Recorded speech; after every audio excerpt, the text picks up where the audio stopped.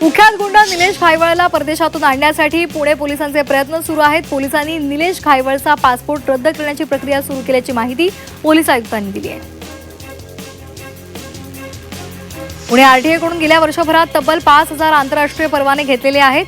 आंतरराष्ट्रीय परवान्यामुळे पुणेकरांनी 105 देशांमध्ये वाहन चालवण्याची मुभा मिळणार आहे। शिक्षणासाठी, पर्यटनासाठी तसंच नोकरीसाठी परदेशी जाणाऱ्यांनी परवाने घेतलेले आहेत। पुणे शहरामध्ये दहशत निर्माण करणाऱ्या 9 सराईत गुंडांना 2 वर्षांसाठी तडीपार करण्यात आलेला आहे। एकाच वेळी 9 जणांवर तडीपारीची कारवाई झाल्यामुळे गुन्हेगारी टोळ्यांमध्ये खळबळ उडाली आहे।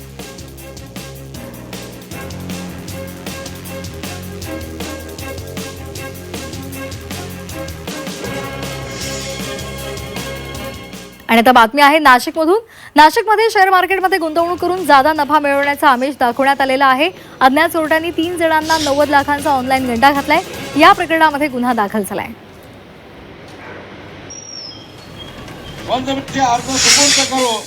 नाशिकच्या घोटळ गावामध्ये महाराजस्व समाधान शिबिराचं आयोजन करण्यात आलंय।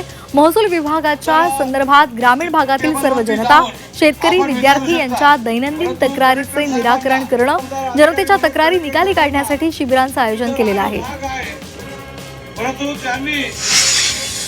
नाशिकच्या बागलाण तालुक्यातील सावकी फाट्याजवळ एका शेतामध्ये अनधिकृत दारूचा मोठा साठा आढळलेला आहे।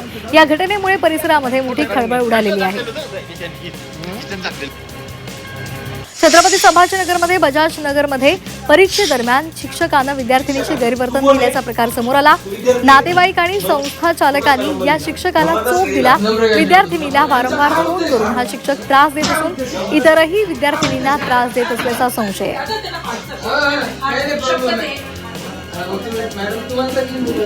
छत्रपती संभाजीनगरमध्ये अवैधपणे हातगाडी लपवून व्यवसाय करणाऱ्या फळ विक्रेत्याच्या टोळक्यानं एका गर्भवती महिलेसह तिच्या पतीला बेदम मारहाण केली होती आणि त्यानंतर महानगरपालिकेने या परिसरामध्ये अतिक्रमणांवर कारवाई सुरू केली।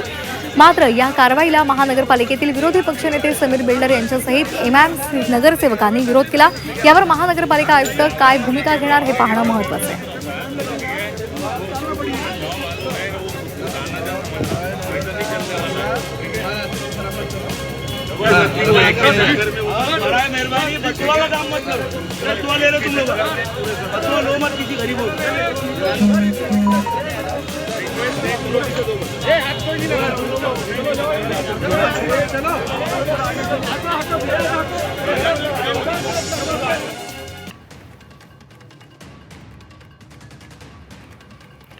या संदर्भात अधिक माहितीसाठी आपल्यासोबत जोडले गेलेले आहेत, पुण्यातून जोडले गेलेत आपले प्रतिनिधी चंद्रकांत फुंदे।